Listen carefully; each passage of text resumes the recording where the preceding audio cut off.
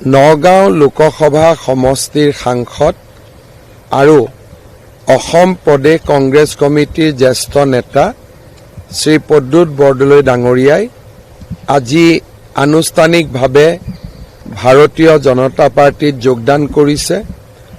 আমাৰ ৰাজ্যিক সভাপতি দিলীপ শইকীয়া ডাঙৰীয়াই তেখেতক আমাৰ দললৈ আদৰণি জনাইছে।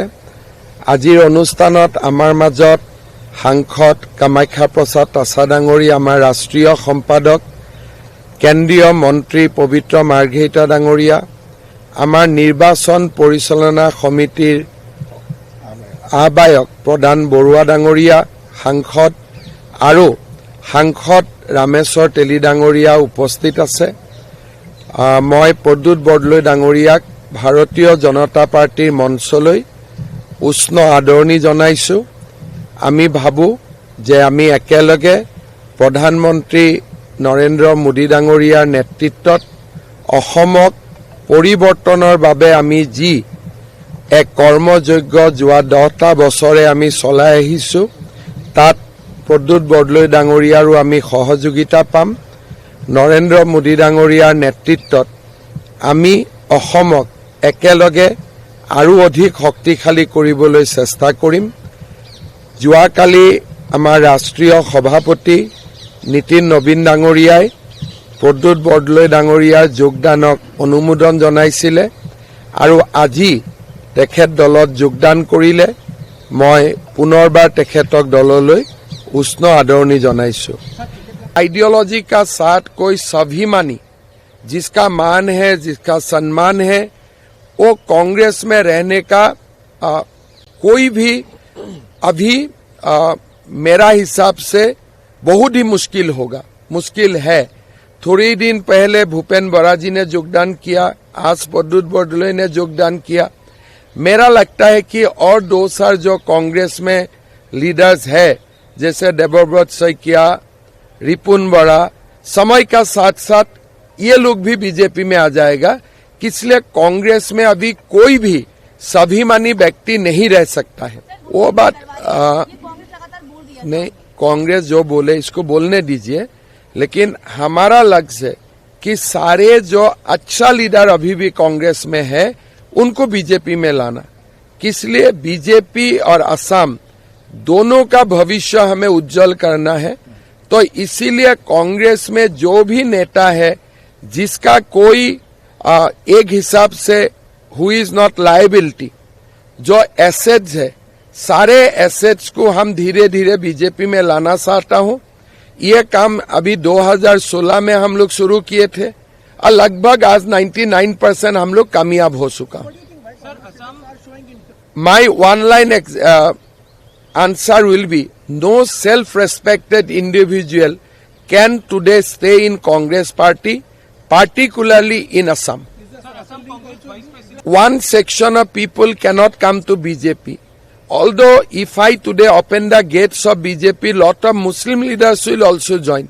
They are also feeling suffocated. But they cannot join BJP right away because of ideological issue. But all other leaders, Hindu, Christian, whoever it is, they are in BJP. All self-respected people will come to BJP. I am sure about that. I think he is a MP. Today also he can meet Mr. Amit Shah ji at any point of time. But nothing is happening without the blessings of Prime Minister, Home Minister and National President. So, আপোনালোকে এটা কথা জানে, MLA-তকৈ MP বহুত সন্মানপূৰ্বক, কাৰণ এজন MLA এটা সমষ্টি চাই, এজন MP-য়ে 10টা সমষ্টি চাই। প্ৰদ্যুৎ বৰদলৈয়ে আমাৰ দলত কিবা এটা পাব অহা নাই, তেওঁ কিবা এটা ত্যাগ কৰি আহিছে।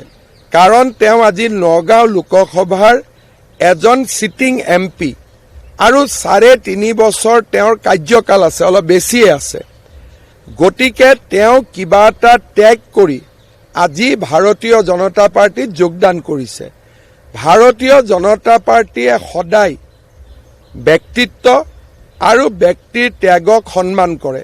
সেইকাৰণে মই ভাবোঁ যে প্ৰদ্যুৎ বৰদলৈ ডাঙৰীয়াক বিজেপিৰ সকলো কাৰ্যকৰ্তাই সহযোগিতা কৰি কোনো এটা সমষ্টিত প্ৰাৰ্থিত্ব পালে তেখেতক বিজয়ী কৰোৱাৰ দায়িত্ব বহন কৰিব লাগে। কাৰণ মই বাৰে বাৰে কৈছোঁ, তেওঁ বিজেপিত একো ল'ব অহা নাই, তেওঁ কিবা এটা ত্যাগ কৰি বিজেপিত আহিছে।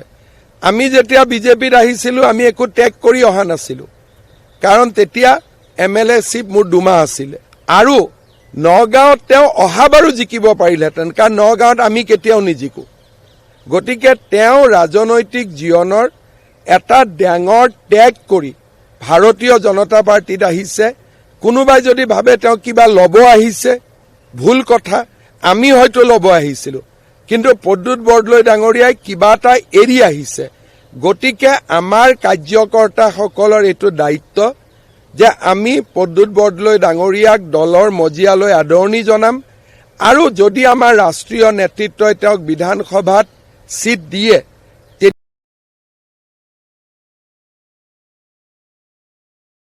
লগ হৈ জিকাব।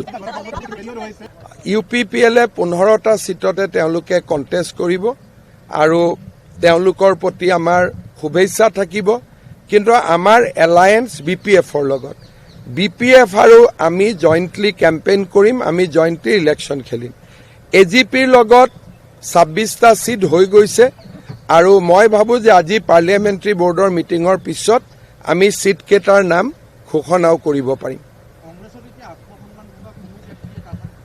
মোৰ মতেদি থাকাৰ পৰিৱেশ নাই। ইলেকশ্যনৰ পিছত আপোনালোকে দেখিব দেৱব্ৰত শইকীয়া, ৰিপুণ বৰা তেওঁলোকেও আঁতৰি আহিব লাগিব। কাৰণ কংগ্ৰেছৰ এতিয়া ফিলচফিটো কি, যে যিজনে গড় মাৰিছে তেওঁৰ লগত থাকিব নে যিজনে গড়ক ৰক্ষণাবেক্ষণ দিছে তেওঁৰ লগত থাকিব। আজি কোনজন মানুহৰ লগত থাকিব?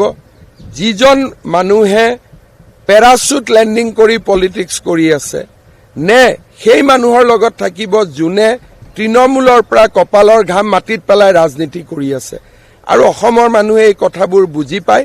কংগ্ৰেছতো ভাল মানুহ আছে আৰু ভাল মানুহবিলাক লাহে লাহে আমাৰ তালৈকে আহি থাকিব। আমি কোনো স্পীডত কৰা নাই, চব কাম সময়ৰ লগত হৈ থাকিব।